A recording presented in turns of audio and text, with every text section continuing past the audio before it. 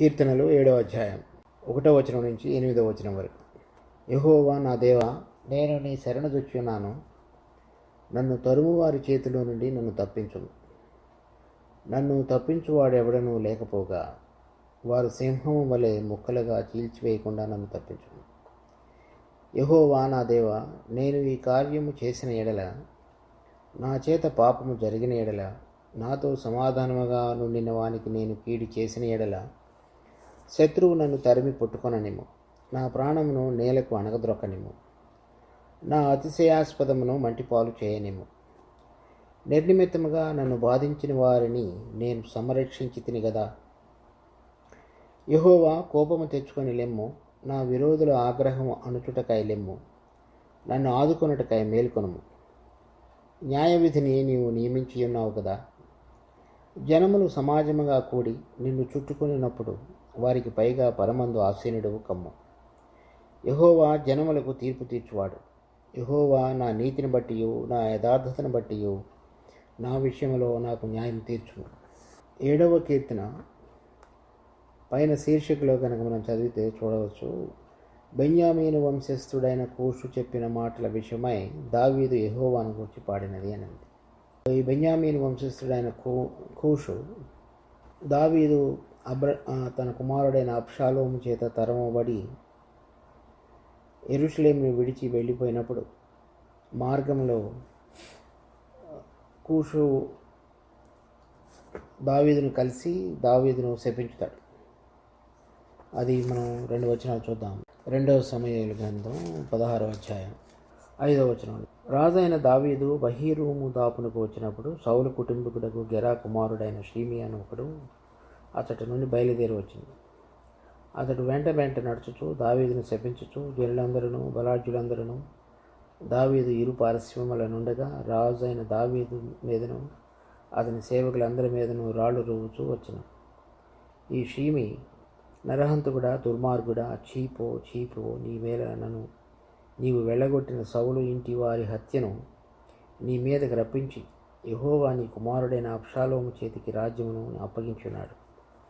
నీవు నరహంతకుడు గనుకనే నీ మోసంలో నీవు చిక్కుబడి ఉన్నావని చెప్పి రాజును శపింపగా. 5వ వచనం నుంచి 8వ వచనం వరకు ఆ అధ్యాయంలో మనం చూస్తాం.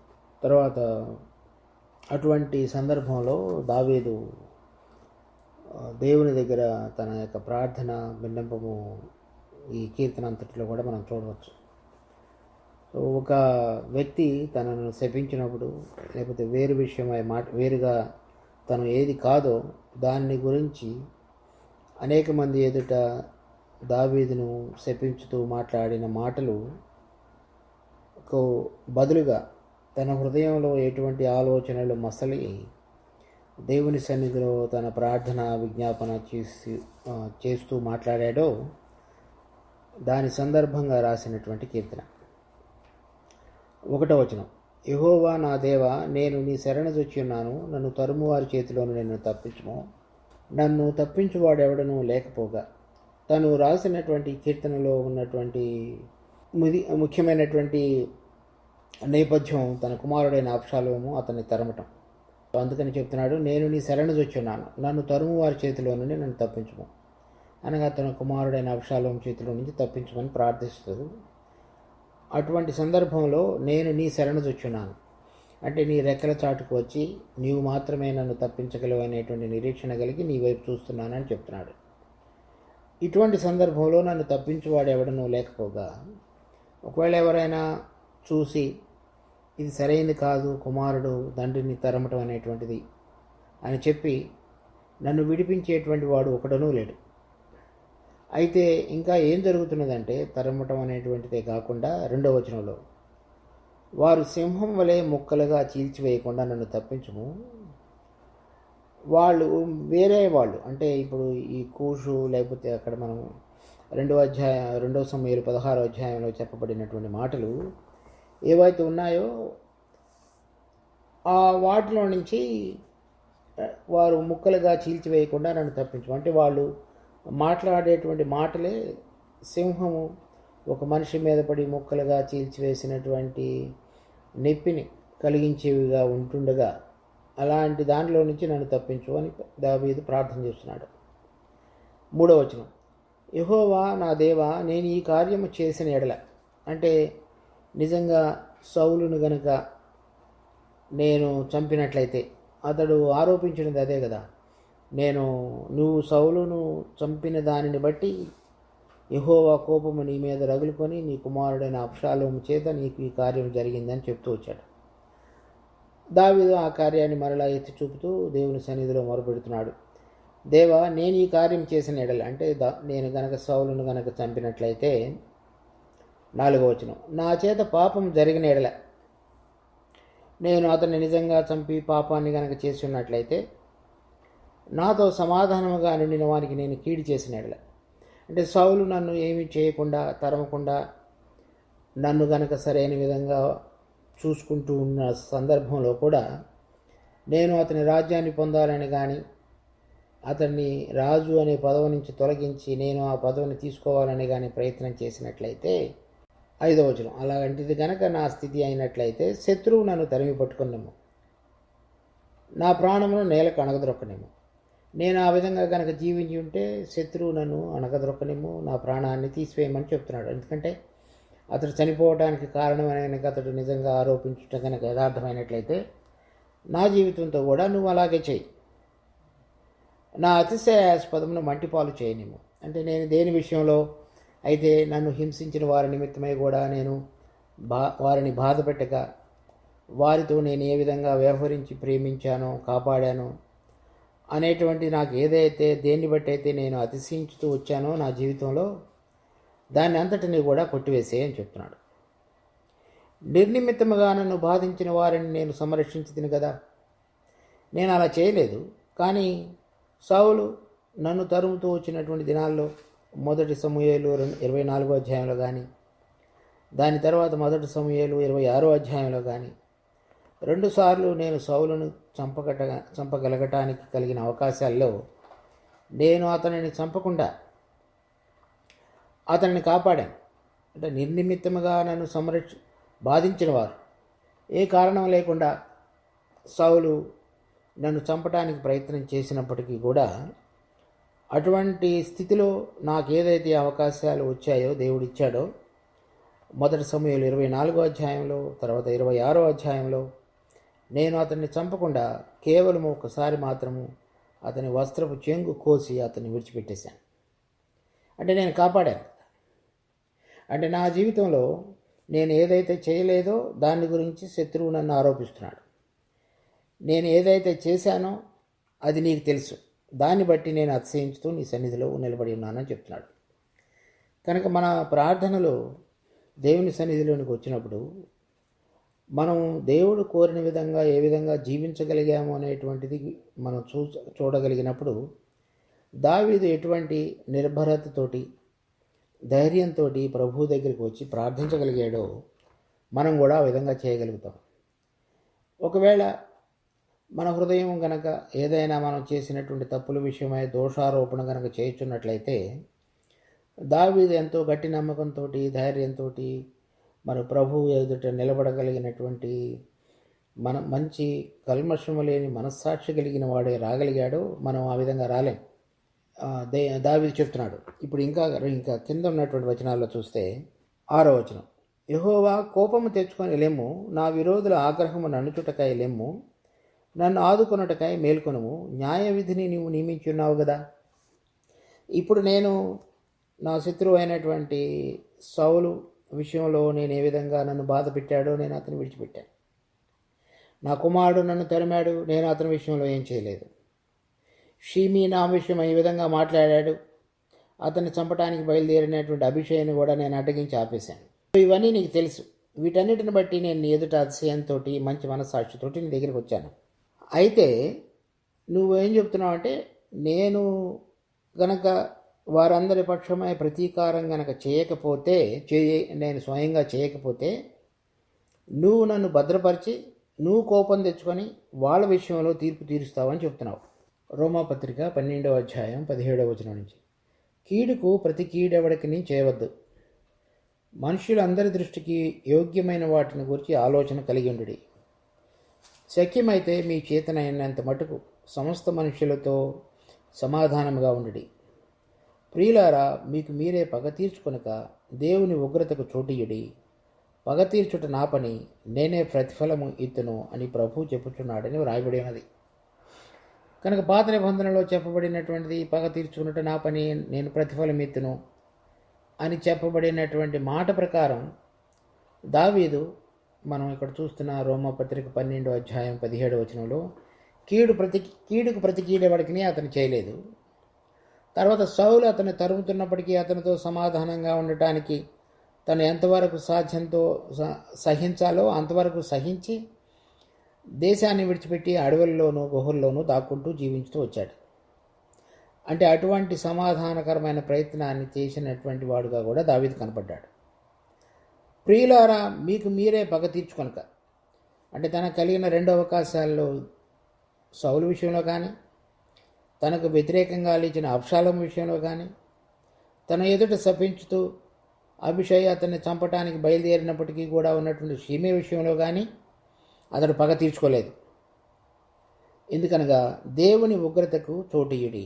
దేవుని ఉగ్రతకు చోటియుడి అని చెప్పబడిన మాట ఇక్కడ 7వ వచనం, మనం చదువుతున్నటువంటి కీర్తన 7వ అధ్యాయంలో 6వ వచనం ఆఖరి భాగంలో, న్యాయ విధిని నీవు నియమించున్నావు కదా.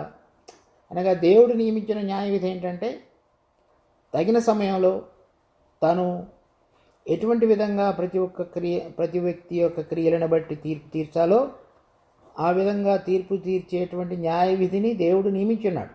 కనుక ఇప్పుడు చూడండి, ఒక మనిషి కారణం ఏమీ లేకుండా బాధించబడినప్పుడు, ఇతరుల చేత దూషించబడినప్పుడు, తర్వాత సత్యం కాకుండా అసత్యం చేత దూషించబడినప్పుడు, అది అందరికీ తీర్పు తీర్చేటువంటి దేవుని యొక్క న్యాయ విధికి తనను తాను అప్పగించుకున్నటువంటి దావీదు యొక్క జీవితాన్ని మనం చూస్తాం.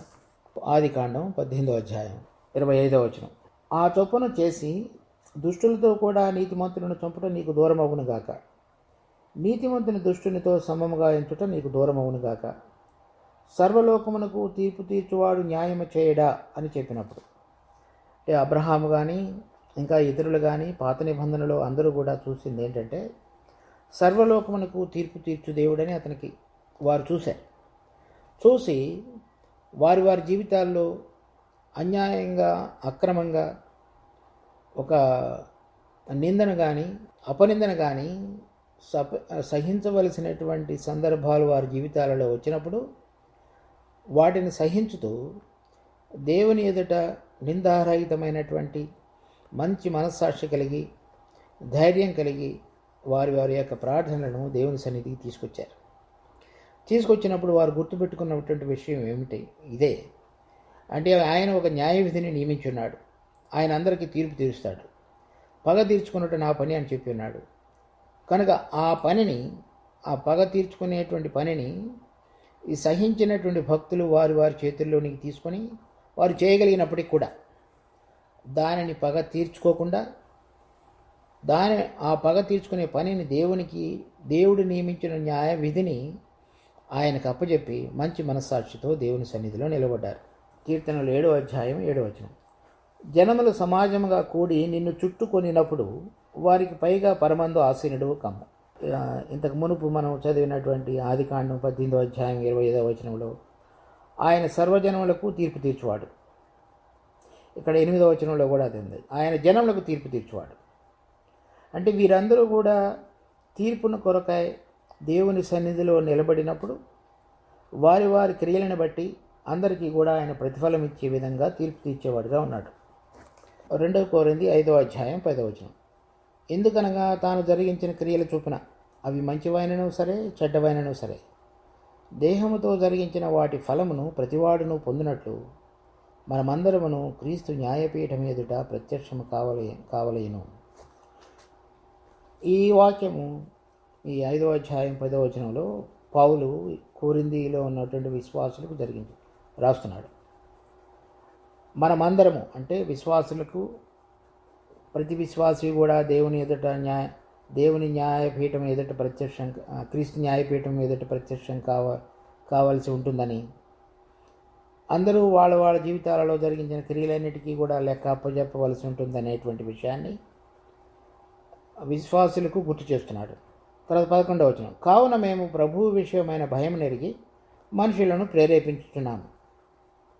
మేము దేవునికి ప్రత్యక్షపరచబడిన వారము, మీ మనస్సాక్షులకు కూడా ప్రత్యక్షపరచబడి ఉన్నామని నమ్ముతున్నాను అని పౌలు చెప్తున్నాడు. మేము దేవుని ఎదుట ఏ విధంగా మా మనస్సాక్షిలో నిర్మలంగా ఉండి దోషారోపణ చేయనటువంటి మనస్సాక్షితో దేవుని సన్నిధిలోనూ మీ ఎదుటను ఆయన న్యాయపీఠం ఎదుట నిలబడినప్పుడు సరైన విధంగా కనబడలాగున మా జీవితాలు మీ ఎదుట మేము తెలియపరచుకున్నాం. దేవుడికి కూడా అదే విధంగా మమ్మల్ని మేము కనపరుచుకున్నామని చెప్తున్నాడు. కనుక ఇక్కడ చూడొచ్చినటువంటి విషయం విశ్వాసం గురించి చెప్పబడింది. తర్వాత ప్రకటన గ్రంథం 20వ అధ్యాయంలోది 11వ వచనం, మరియు ధవళమైన మహాసింహాసనమును దాని యందు ఆసీనుడైన ఒకరిని చూచితిని. 12వ వచనం, మరియు గొప్పవారేమి కొద్దివారేమి మృతులైన వారందరూ ఆ సింహాసనం ఎదుట నిలవబడి ఉండుట చూచితిని. తర్వాత ఆ 12వ వచనం ఆఖరి భాగంలో, ఆ గ్రంథములందు వ్రాయబడి ఉన్న వాటిని బట్టి తమ క్రియల చొప్పున మృతులు తీర్పు పొందిరి. 13వ వచనం ఆఖరి వచనం, వారిలో ప్రతివాడు తన క్రియల చొప్పున తీర్పు పొందిన.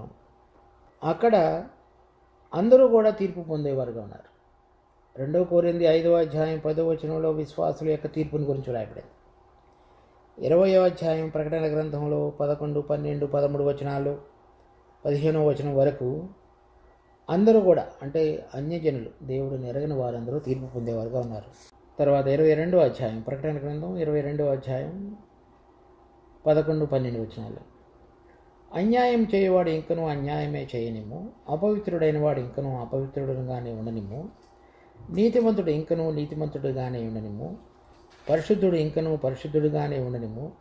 ఇదిగో త్వరగా వచ్చుచున్నాను, వాని వాని క్రియల చొప్పున ప్రతివానికిచ్చుటకు నేను సిద్ధపరిచిన జీతము నా యొద్ద ఉన్నది. ఇక్కడ మనం చూసినటువంటి 2 కొరింథీ 5వ అధ్యాయంలో కానీ, ప్రకటన గ్రంథం 20వ అధ్యాయంలో కానీ, 22వ అధ్యాయంలో కానీ దేవుడు మనందరం కూడా తీర్పు తీర్చేవాడుగా ఉన్నాడని చూస్తున్నాం. ఆ అంశాన్ని పాత నిబంధన కాలంలో కూడా దావీదు ప్రభు మొదటిసారి రాక మునిపే గుర్తిరిగిన వాడై చెప్తున్నాడు, నీవు న్యాయ విధిని నియమించున్నావు కదా, అంటే నీవు అందరికీ తగిన సమయంలో తీర్పు తీర్చేవాడుగా ఉన్నావు కదా అని చెప్తున్నాడు. చెప్పిన తర్వాత 7వ వచనంలో, జనములు సమాజముగా కూడి నిన్ను చుట్టుకునేటప్పుడు వారికి పైగా పరమంద ఆసీనుడు కమ్మ. అది మనం ప్రకటన గ్రంథం 20వ అధ్యాయం 11వ వచనం నుంచి చూసాం. అంటే అందరూ కూడా నీ ఎదుట నిలబడినప్పుడు వాళ్ళందరికంటే నువ్వు ఉన్నతంగా సింహాసనం మీద, ధవళ సింహాసనం మీద ఆసీనుడై అందరికీ తీర్పు తీర్చే దేవుడు అని ఆదికాండం 18వ అధ్యాయం 25వ వచనంలో సమస్త జనములకు తీర్పు తీర్చేవాడు. ఆ సమస్త జనములకు తీర్పు తీర్చబడ్డ అనేటువంటిది ఆ దినంలో ప్రకటన గ్రంథం 20వ అధ్యాయంలో నెరవేర్చబడుతుంది. అలా చెప్పిన తర్వాత 8వ వచనంలో చెప్తున్నాడు, కీర్తనలు 7వ అధ్యాయం 8వ వచనం, యెహోవా జనములకు తీర్పు తీర్చువాడు. ఇప్పుడు మనం చూసినట్లుగా ప్రకటన 20 కానీ 22వ అధ్యాయంలో కానీ అటువంటి దేవుడు యెహోవా నా నీతిని బట్టి నా యథార్థతను బట్టి నా విషయంలో నాకు న్యాయం తీర్చు. ఒకవేళ సౌలు నన్ను తరిమినప్పటికీ, తర్వాత షీమీ నన్ను ఈ విధంగా మాటలు అన్నప్పటికీ, అబ్షాలోము చేత నేను తరమబడినప్పటికీ, వాళ్ళందరి విషయంలో కూడా నేను ఏ విధంగా జీవించానో, నేను నీ ఎదుట నువ్వు ఏదైతే నీతి అని పరిగణిస్తావో, అంటే ఏంటి, శత్రువులను ప్రేమించటం, వారు నన్ను తరుముతున్నప్పుడు వారికి మేలు చేయటం, నేను అటువంటిది నా జీవితంలో కనుక నేను ప్రకటించున్నట్లయితే అది నా నీతి. కనుక నాకు దానిని బట్టి తీర్పు తీర్చు అని చెప్తున్నాడు.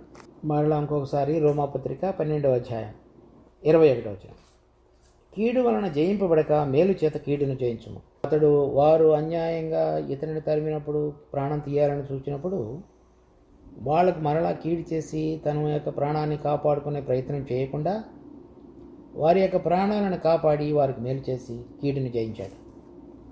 1 పేతురు 2వ అధ్యాయం 23, 24, ఆయన దూషింపబడి బదులు దూషింపలేదు, ఆయన శ్రమ పట్టబడి బెదిరింపగా న్యాయముగా తీర్పు తీర్చు దేవునికి తను తాను అప్పగించుకున్నాడు. దావీదు విషయంలోనే మాత్రం కాకుండా మన ప్రభు విషయంలో కూడా అదే విషయాన్ని చూస్తున్నాం. సిలువలో వేలాడుతున్నప్పుడు కూడా తండ్రి వీరేమి చేస్తున్నారో వీరు ఎరుగురు కనుక వారిని క్షమించము. అదే విషయం పేతురు మనకి మరలా ఇంకొకసారి జ్ఞాపకానికి తీసుకొస్తున్నాడు. దూషింపబడి బదులు దూషింపలేదు, ఆయన శ్రమ పెట్టబడి బెదిరింపక న్యాయముగా తీర్పు తీర్చు దేవునికి తను తానే అప్పగించుకున్నాడు. మనము పాపముల విషయమై చనిపోయి నీతి విషయమై జీవించినట్లు ఆయన తానే తన శరీరమందు మన పాపములను మ్రాను మీద మోసుకొనెను. అది మేలు చేత కీడును జయించుట అంటే మనలో ఉన్నటువంటి పాపానికి బదులుగా తగినటువంటి విధంగా మనను ద్వేషించుట అనేటువంటిది మానివేసి ప్రేమించుట. 1 పేతురు 2వ అధ్యాయంలో ప్రభుని గురించి చెప్పిన పేతురు ఇప్పుడు మనం ఏ విధంగా ఉండాలనేది చెప్తున్నాడు. 17వ వచనం 18వ వచనం. క్రీస్తునందున్న మీ సత్ప్రవర్తన మీద అపనింద వేయవారు సిగ్గుపడుతురు. దేవుని చిత్తము అలాగున్న ఎడల కీడు చేసి శ్రమపడుట కంటే మేలు చేసి శ్రమపడుటయే బహుమంచిది. ఏలయనగా మనలను దేవుని యొద్దకు తెచ్చుటకు అనీతిమంతుల కొరకు నీతిమంతుడైన క్రీస్తు శరీర విషయంలో చంపబడి ఆత్మ విషయంలో బ్రతికింపబడి పాపముల విషయంలో ఒక్కసారే శ్రమపడింది. ఇక్కడ పేతురు చెప్తున్నాడు మనందరికీ, దేవుని చిత్తం అలాగున్న ఎడల కీడు చేసి శ్రమపడుట కంటే మేలు చేసి శ్రమపడుటే మంచిది. మామూలుగా మనుషులందరూ కూడా ఎవరైనా సరే మంచి చేసినప్పటికీ కూడా కీడు చేస్తారు. లేకపోతే అంతకంటే మంచి వాళ్ళైతే ఎవరైనా మంచి చేసినప్పుడు మళ్ళీ వాళ్ళు మంచి చేస్తారు. దేవుని చిత్తం ఏంటంటే వాళ్ళు మనకు కీడు చేసినప్పుడు మనం మేలు చేసే విధంగా మనసులోనికి మారటం. పాపంలో ఉన్నటువంటి మనిషి దేవుని యొక్క ఆత్మచేత తాకబడకుండా దేవుని స్వభావం లేనటువంటి వ్యక్తి ఎప్పుడు కూడా మనం మంచి అనేటువంటిది వేరే వారి ద్వారా పొందినప్పటికీ కూడా కీడు చేసేటువంటి స్వభావం మన అందరిలో ఉంటుంది. అయితే మంచిగా ఉన్నటువంటి వారు, కొంత మెరుగైన స్వభావం కలిగిన వారు ఎవరైనా మంచి చేస్తే వాళ్ళకి తిరిగి మళ్ళీ మంచి చేస్తారు. కానీ కీడు చేసి మంచి చేయడం అనేటువంటిది దేవుని యొక్క ఆత్మచేత నడిపించబడి పునరుద్ధానుడైన తిరిగి లేచినటువంటి మన ప్రభు అయిన యేసుక్రీస్తు యొక్క జీవం, పరలోకపు జీవం ఎవరిలో అయితే పనిచేస్తుందో వారు మాత్రమే ఆ విధంగా చేయగలరు. అంటే విశ్వాసులు. అంటే విశ్వాసులు అనేటువంటి వాళ్ళకి గుర్తుగా ఏంటంటే మనం గనక దేవుని యొక్క జీవాన్ని కలిగి దేవుడు ఏ విధంగా నీతిమంతుడిగా ఆయన యొక్క నీతిని తన కుమారుడైన యేసుక్రీస్తు యొక్క జీవితం ద్వారా అంటే శత్రువులను ప్రేమించుట అనేటువంటిది చూపించగలిగాడో అటువంటి విధంగా మనం జీవించడం అనేటువంటిదే మన నీతి. ఆయన ద్వారా మనం పొందగలిగినటువంటిది నీతి కార్యం.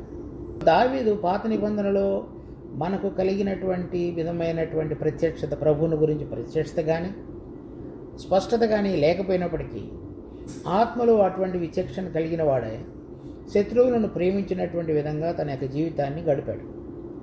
అందుచేతనే ఇప్పుడు అతడు ధైర్యంగా చెప్పగలుగుతున్నాడు, నా నీతిని బట్టి నాకు న్యాయం తీర్చు.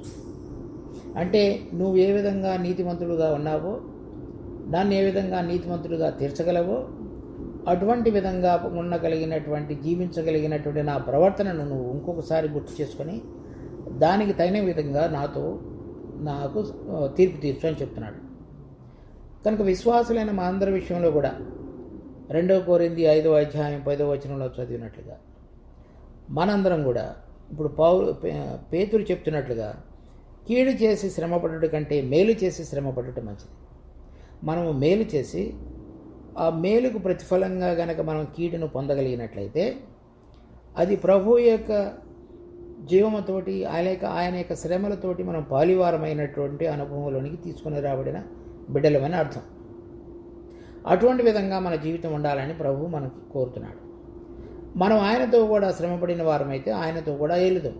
ఆ తీర్పు తీర్చబడినప్పుడు అటువంటి విధి కనుక మన దేవుడు మన జీవితంలో కనుక చూచినట్లయితే తన కుమారుని యొక్క స్వభావాన్ని సంతరించుకొని వాళ్ళ శరీరాలలో వాళ్ళు ఈ లోకంలో జీవించిన కాలంలో దేవుడు కోరిన విధంగా వారి యొక్క జీవిత యాత్రను కలిగి జీవించారనేది కనుక మన జీవితంలో దేవుడు చూడగలిగితే అది మనకు అతిశయాస్పదంగా ఉండగలదు. అది మనం ఆయనతో పాటుగా ఏలగలగటానికి పనికొచ్చేటువంటి బహుమాన కార్యంగా మార్చబడగలదు.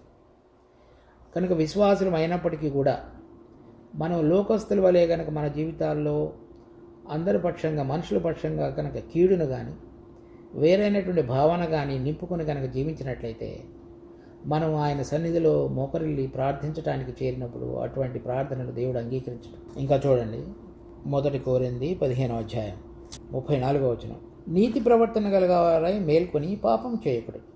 ఇక్కడ పౌలు 1 కొరింథీయులకు రాసిన మొదటి పత్రికలో చెప్తున్నాడు, నీతి ప్రవర్తన గలవారై. అంటే నీతి ప్రవర్తన గలవారైతేనే ఆ మొదటి పునరుద్ధానంలో మహిమ పొందగలగటానికి పనికొచ్చేటువంటి వరుసలో లేవనెత్తబడతారు. దేవుడు మనల్ని ఉచితంగా నీతిమంతులుగా తీర్చాడనేటువంటిది రోమపత్రిక 3వ అధ్యాయంలో చదువుతాం. అంటే అది మనం చేసిన కార్యాలను బట్టి కాదు, కానీ ఉచితంగా నీతిమంతులుగా తీర్చబడిన మనందరం కూడా ఆ నీతి ప్రవర్తనను దినదినము మన జీవితంలో జీవించడం అనేటువంటిది ఒక అభ్యాసంగా లేకపోతే అలవాటు క్రమంగా మార్చుకోవాలి. ఆ నీతి క్రియలంటే దేవుడు ఏదైతే ఆ పరిస్థితుల్లో ఉంటే ఏ విధంగా నడుస్తాడో, ఆయన దృష్టికి ఏది సరైనదో ఆ కార్యాన్ని చేయటం అనేటువంటిది నీతి.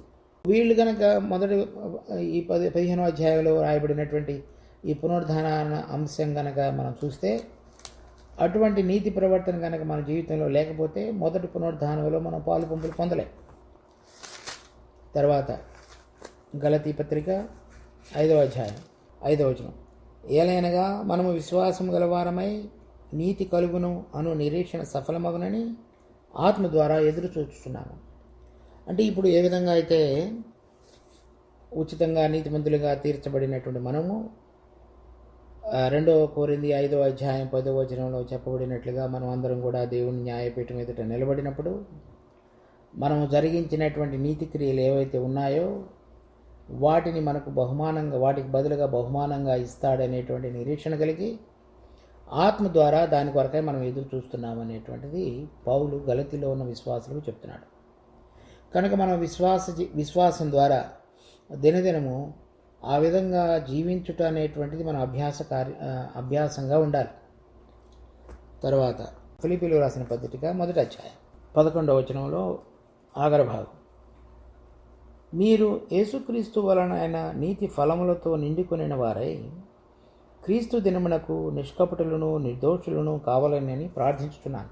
వీళ్ళందరూ కూడా ఉచితంగా నీతిమంతులుగా తీర్చబడినట్లయితే, మరి ఇంకా వాళ్ళందరిలో కూడా నీతి ఫలాలు ఉన్నట్లయితే పౌలు ఆ విధంగా వారి గురించి ప్రార్థించవలసిన అవసరం లేదు. ఉచితంగా నీతిమంతులుగా తీర్చబడినటువంటి మాట వాస్తవమే అయినప్పటికీ కూడా మనందరి జీవితంలో ఆ నీతి యొక్క ఫలాలు ఫలించే విషయంలో అభ్యాసం చేసి విశ్వాసం ద్వారా దేవుని యొక్క జీవం దినదినము మనలో పనిచేయనివ్వటం ద్వారానే జరిగేవి. అటువంటి క్రమంలో జీవించినటువంటి విశ్వాసులలో అవి ఉండవు.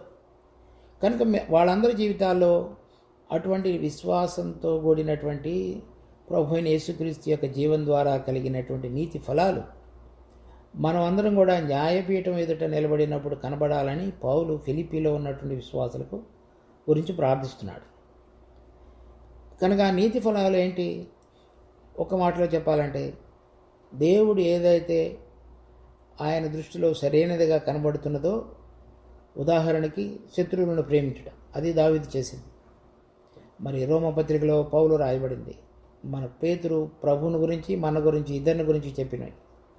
అటువంటి జీవితం మనం కలిగి ఉండాలని ప్రభు మన పక్షంగా కోరుతున్నాడు.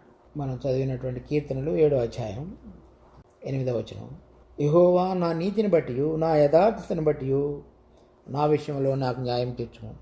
ఈ యథార్థత అనేటువంటిది కూడా అది కూడా చూస్తున్నాడు. అంటే కొన్నిసార్లు పైకి నీతిగా కనబడటానికి మనిషి వేరే వారు చూస్తున్నారు అనేటువంటి దుఃఖపదంతో తన హృదయంలో అటువంటి స్వభావం లేకపోయినప్పటికీ కూడా ఆ క్రియ చేసి దాన్ని వ్యక్తపరిచి ప్రత్యక్షపరచుకోవాలని చూస్తాడు. అంటే మన హృదయంలో ఏదైతే లేదో, అంటే అటువంటి స్వభావం లేదో, అది బయటకు కనపరచడానికి, అంటే ఎదుటివారు చూస్తున్నారనేటువంటి గమనంతో మనము ఆ శత్రువును ప్రేమించే విషయంలో కానీ, లేకపోతే ఇంకా ఏదైనా మంచి కార్యం చేసే విషయంలో కానీ చేయగలిగినటువంటి అవకాశం, లేకపోతే అటువంటి హృదయాలు మనందరిలో కూడా ఉంటాయి. కానీ దావీదు ఏం చెప్తున్నాడంటే, నేను నీతిగా జీవించాను, అలా జీవించగలగటానికి మూలమైనటువంటి నా హృదయంలో ఉన్నటువంటి యథార్థత కూడా నీకు తెలుసు. యథార్థత అంటే ఏంటంటే, ఒక ఇక్కడ ఫిలిప్పీలకు రాసిన పత్రిక మొదటి అధ్యాయంలో ఒక వచనం ఉంది చూడండి. ఫిలిప్పీ పత్రిక మొదటి అధ్యాయం ఇందాక చదివినటువంటిదే. మీరు యేసుక్రీస్తు వలనైన నీతి ఫలములతో నిండుకొనిన వారై క్రీస్తు దినమునకు నిష్కపటులు, అంటే దానికి యథార్థత అనేటువంటిది దానికి దగ్గరగా సంబంధించినటువంటి మాట అయినది. ఈ నిష్కపటము లేకపోతే యథార్థత అంటే ఏంటంటే, ఏదైనా ఒక విషయాన్ని లేకపోతే ఒక పదార్థాన్ని సూర్యుని యొక్క కిరణాల చేత సూర్యరశ్మిలో పెట్టినప్పుడు, మంచి వెలుగులో పెట్టినప్పుడు ఎటువంటి నలకలు కానీ లేక దాని యొక్క తేటదనాన్ని కాకుండా ఉండేటువంటి ఏదైనా నలకలు కనుక ఉంటే కనపడేటువంటిదని అర్థం. అది నిష్కపటత్వం అంటే, లేకపోతే ఆ మాటకు అర్థం. అంటే నీవు నన్ను అంత లోతుగా పరీక్షించినప్పుడు ఎక్కడైనా సరే చిన్న చిన్న నలకలు కానీ లేకపోతే ఆ పదార్థాన్ని మొత్తాన్ని కానీ కలుషితం చేసేటువంటి దాగి ఉన్నటువంటి చిన్న చిన్న విషయాలు ఎక్కడైనా కనుక ఉంటే, నువ్వు తేట అయినటువంటి వెలుగులో ప్రతిదాన్ని పరీక్షించినప్పుడు అవి చక్కగా కనబడతాయి. అటువంటిది నువ్వు చూస్తావు నేను న్యాయపీఠం ఎదుట నిలబడినప్పుడు. అటువంటిది నాకు మాత్రం లేదని నా హృదయంలో అటువంటిది ఆ కల్మషాన్ని తీసుకొచ్చేది కానీ, లేకపోతే ఏదైతే సంపూర్ణంగా నీకు హృదయాన్ని సమర్పించుకొని మడత మచ్చ లేక మరక లేకపోతే నలకలు లేకుండా ఉండగలిగినటువంటి హృదయం ఏదైతే ఉండాలో అటువంటి హృదయంతో నేను నీతి కార్యాలు లేకపోతే వేరే వారి పక్షంగా నీ పక్షంగా నేను వ్యవహరించాను. అటువంటి హృదయంతో నేను నా జీవితం అంతటిని కూడా నడుపుకుంటూ వచ్చాను కనుక ఆ యథార్థతను బట్టి నాకు తీర్పు తీర్చమని చెప్తున్నాడు. చూడండి, అంటే మన జీవితం అంతటిలో కూడా ఒక్కసారి కూడా ఎప్పుడు కూడా మనలో ఒక నలక పడి మనలో ఉన్నటువంటి ఆ పరలోకపు స్వభావాన్ని మరలా దాన్ని సరైన విధంగా లేకుండా దేవుడు చూస్తాడేమో అనేటువంటి దానితో అవేవి పడకుండా తేటదనంతో సంపూర్ణంగా దేవుడు ఎటువంటి మనసును కావాలని కోరుతాడో దాన్ని అభ్యాసం చేస్తూ ఆ హృదయాన్ని బయటకు నీతి కార్యాల ద్వారా బయలుపరిచినటువంటి వ్యక్తి యొక్క జీవితం దావీదు. అటువంటి మనసుతో మనం ప్రభు యొక్క సన్నిధిలో మోకరిల్లి ప్రార్థించినప్పుడు మన ప్రార్థనలు అంగీకరిస్తాడు. అతడు నువ్వు జనములు కూడి వచ్చినప్పుడు వారందరికీ పైగా ఆసీనుడు అయ్యి నువ్వు వారికి తీర్పు తీరుస్తావు. ఆ విధంగా తీర్పు తీర్చడానికి నువ్వు ఒక న్యాయ విధిని నియమించి ఉంచావు. కానీ నేను నీ సన్నిధిలో నిలబడినప్పుడు నువ్వు ఏ విధంగా తీర్పు తీరుస్తావు అనేటువంటిది కూడా నాకు చెప్పావు. నేను నీతి ఫలములతో నిండుకొనిన వాడనై నా హృదయంలో సంపూర్ణమైనటువంటి తేటతనం, అంటే ఎక్కడ కూడా అది నలకలు కానీ లేకపోతే కింద అడుగు భాగంలో మనం నూనె కానీ లేకపోతే ఏదైనా కాచినప్పుడు పేరుకుని ఉండేటువంటి అవి కానీ అవేవీ లేకుండా సంపూర్ణమైనటువంటి తేటదనంతో నింపబడినటువంటి హృదయం ఏదైతే ఉండదో దానిని బట్టి నాకు తీర్పు తీర్చు అని చెప్తున్నాడు. కనుక విశ్వాసులమైన మనందరం కూడా దేవుని యొక్క న్యాయపీఠం ఎదుట నిలబడాలనేటువంటి దానిని మనం గుర్తు చేసుకుంటాం. దేవుడు కోరుతున్నటువంటి జీవితం కొరకై ఎటువంటి విధంగా సిద్ధపడాలో, ఆ నీతి కార్యములు నీతి ఫలములు ఫలించాలనేటువంటి ఆశ కలిగి తన హృదయంలో కూడా ఎటువంటి కల్మషం లేకుండా నలకలు లేకుండా తేటదనంతో, అంటే మన ముఖాన్ని తేటగా చూడగలిగినటువంటి విధంగా ఆ వెలుగులో సూర్యరశ్మిలో ఆ కాంతిలో ప్రభు యొక్క ముఖకాంతిలో మనలో ఉన్నటువంటి తేటదనం అంతయు కూడా బయలుపరచబడగలిగే విధంగా మన జీవితాన్ని దినదినము కొనసాగించాలని ప్రభు కోరుతున్నాడు. లేనట్లయితే దావీదు ఏదైతే అతిశయించి నేను నీ సన్నిధిలోనికి వచ్చినప్పుడు అని చెప్తున్నాడు. మనం ఆ విధంగా చెప్పలేం. ఇప్పుడు ఒకవేళ మనం అటువంటి విధంగా లేకపోయినప్పటికీ మామూలుగా జీవిస్తున్నట్లయితే మనం ఆయన సన్నిధిలో నిలబడినప్పుడు ఇప్పుడు మన హృదయంలో ఎటువంటి అంశాలన్నీ దాగి ఉన్నాయి, యథార్థత లేని జీవితంగా ఉన్నదో, మార్పు చెందుతున్న జీవితంగా ఉన్నదో, పరిస్థితులకు అనుగుణంగా మారేదిగా ఉన్నదో వాటన్నిటిని కూడా ఆయన తీర్పులోనికి తీసుకొచ్చేవాడుగా ఉన్నాడు. కనుక మనందరం కూడా ఆ గమనంలో జీవించాలని ప్రభువు కోరుతున్నాడు. ప్రార్థన చేసుకుందాం. మా జీవం కలిగిన తండ్రి, మీకెంతో వందనాలు. ఈ దినమంతట్లో కూడా మాకు తోడుగా ఉండి మరి మమ్మల్ని నడిపించి మీ కొరకై నీతి ఫలములు ఫలించేటువంటి బిడ్డలంగాను మా హృదయాలలో యథార్థత అనేటువంటిది కనబడి పౌలు ఏ విధంగా చెప్పి ఉన్నాడో మేము దేవునికి ప్రత్యక్షపరచుకున్నాము, మరి మీకును ప్రత్యక్షపరచబడి ఉన్నామని మేము నమ్ముతున్నాము. కనుక మేము మనుషుల ఎదుటను దేవుని ఎదుటను మంచి మనస్సాక్షి కలిగి మీ యొక్క నీతిని మేము దినదినము మా జీవితాలలో ప్రకటించుతూ, తరువాత మా హృదయాలలో ఎటువంటి నిర్మలత్వాన్ని, తేటదనాన్ని, ఎటువంటి నలకలు లేకుండా ఉన్నటువంటి మంచి హృదయాన్ని మీరు కోరుతున్నారో దాని యొక్క అభ్యాస క్రమంలో జీవించడం అనేటువంటిది మాకు నేర్పండి. మేము ఎక్కడ కూడా పడిపోయిన స్వభావానికి మరలా తిరిగి తావివ్వకుండా మా ప్రభు అయిన యేసుక్రీస్తు యొక్క నూతనమైన పునరుద్ధార సంబంధమైన జీవం మాలో చక్కగా పనిచేయుచుండటాన్ని అనుభవాన్ని కలిగి ఉండుటకు కావలసిన కృప ప్రసాదించండి.